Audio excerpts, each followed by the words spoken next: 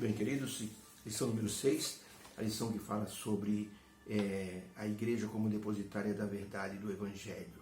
Como podemos entender aquilo que Paulo escreveu para os Efésios a respeito de como eles deveriam se sentir agora que tinham a salvação recebida pela graça. O apóstolo Paulo mostrou que a graça divina foi o grande elemento que transformou idólatras em filhos de Deus, em pessoas desgarradas, em pessoas assim que pertenciam agora a um povo que assim usufruía das promessas divinas, inclusive com a garantia de salvação. O apóstolo Paulo dizia: nós temos que entender e temos que louvar a Deus porque nos achou dignos de sermos depositários das verdades reveladoras do Evangelho. Um grupo de missionários estava assim na África, perto de algumas aldeias e perto também de uma colônia de macacos selvagens. Eles saíam todas as manhãs, iam para as aldeias evangelizar aquelas pessoas, falar de saúde, tratar algumas pessoas. Havia alguns médicos na equipe. Mas quando voltavam à tarde, eles se assentavam e acendiam uma fogueira e ficavam até de noite conversando, falando das bênçãos de Deus, das conversões, dos atendimentos, e depois então iam dormir.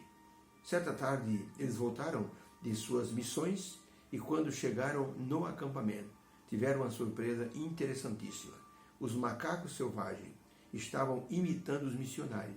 Eles estavam sentados ao redor de uma pilha de madeiras que eles representavam como uma fogueira, imitaram os missionários, juntando pedaços de madeira e colocando um sobre o outro, como se fosse uma fogueira. E eles estavam reunidos numa roda, fazendo uma certa algazarra, como se estivessem conversando, como os missionários faziam.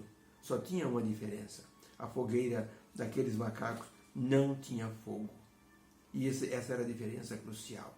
Sem fogo, não haveria como a igreja assim se tornar uma igreja triunfante. Uma igreja militante e depois uma igreja triunfante.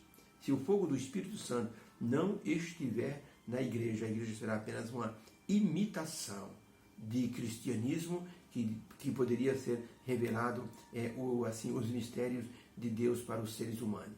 Mistério de Deus. Jesus Cristo foi colocado como Salvador antes do mundo ser feito. Um plano espetacular, feito pelo próprio Deus. Porque criaturas assim com livre-arbítrio seriam criadas. Os anjos foram criados com livre-arbítrio. Então Deus já havia colocado esse plano assim preparado para uma emergência. Esse era o mistério. E o segundo mistério mais importante é que a nação escolhida não assim revelou tudo que Deus havia prometido para eles se eles fizessem assim o combinado. Deus disse: vamos fazer uma aliança. Eu faço a minha parte, vocês fazem a de vocês. Mas o povo de Israel, o povo escolhido, não correspondeu a essas alianças. Então Deus entregou para os gentios assim a salvação através do Evangelho, através da morte de Cristo. Esse era o grande mistério que o apóstolo Paulo dizia: Deus nos revelou o mistério da salvação. Por isso, a igreja precisa do fogo do Espírito Santo para se tornar divulgadora assim dos mistérios de Deus para todas as pessoas. Pergunta número 3. Quais foram as palavras do apóstolo Paulo sobre o que Deus fez para salvar as pessoas?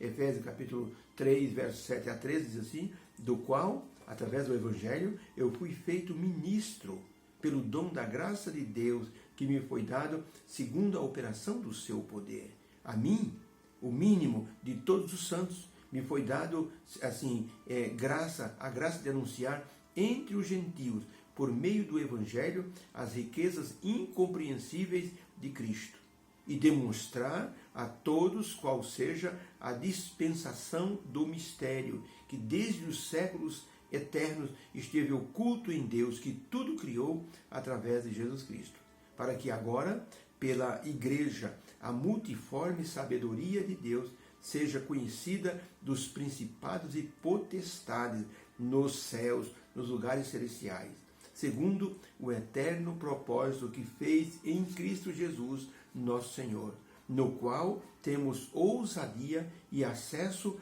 com confiança pela nossa fé nele. Portanto, vos peço que não desfaleçais nas minhas tribulações por vós, que são a vossa glória. Então a pergunta é, quais foram as palavras de Paulo sobre o que Deus fez para salvar a todos nós, inclusive judeus e gentios? A resposta é, Paulo falou da graça divina e do seu propósito de salvar todos os gentios através do mistério da salvação. Salvar também os judeus. Falou que Deus deixou a igreja como reveladora da sabedoria e dos mistérios do Senhor Deus a respeito da salvação através do anúncio do Evangelho a todas as pessoas. O mais importante é que Paulo dedicou para a igreja um tempo espetacular para demonstrar a eles que a visão que eles deveriam ter era uma visão de uma igreja assim com um propósito, uma igreja que tinha a função de revelar os mistérios de Deus, da salvação para todas as pessoas que estavam ao seu redor, tanto gentios como judeus também. Paulo não cansava de dizer que se achava grato a Deus, porque Deus o chamou para o ministério da graça, pregando aos gentios a salvação através da graça divina, pregando tanto a judeus como a gentios.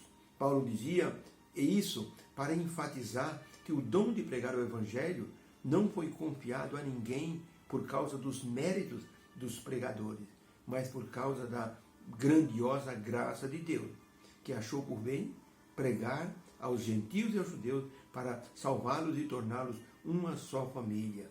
Paulo louvava a Deus e dizia, sou grato a Deus, porque eu sou o menor dos santos e eu fui chamado para ministro do Evangelho para pregar aos gentios. Efésios 3, verso 8. Parece que Paulo se diminuía quando ele se comparava com o Senhor Jesus Cristo. É que a aproximação do pecador diante do Senhor Jesus faz com que o pecador veja a sua pequenez e os seus pecados. Ellen White, no livro Caminho a Cristo, na página 64, escreveu o seguinte, quanto mais perto vós vos chegardes a Jesus, tanto mais cheios, assim, de falta parecereis aos vossos olhos, porque vossa visão será mais clara e as vossas imperfeições se verão em amplo e vivo contraste com a natureza do Senhor Jesus Cristo, a natureza perfeita. Isto é prova de que os enganos de Satanás estarão perdendo a força em vossa vida e a influência vivificante do Espírito de Deus está a despertar-vos para a santificação. Que coisa impressionante e maravilhosa. Quanto mais nos aproximamos de Jesus, mais pecadores nos achamos. Mas aí vem a graça de Deus, o poder do Espírito Santo e nos torna valorizados diante do poder divino. Durante a Reforma Protestante, isso para demonstrar como a pessoa ou a igreja, assim, sabedora de que ela é guardiã da sabedoria e do plano da salvação, como ela deve ministrar isso a outras pessoas. Por isso, é importante que não percamos nenhuma oportunidade. Qualquer pessoa que se interesse deve receber ali o poder da palavra. Devemos ter o costume de evangelizarmos sempre as pessoas, ter um livro, um folheto em casa, alguém pediu alguma coisa no portão, dê aquela ajuda, mas também dê ali também o pão espiritual, um folheto ou um livrinho para a pessoa.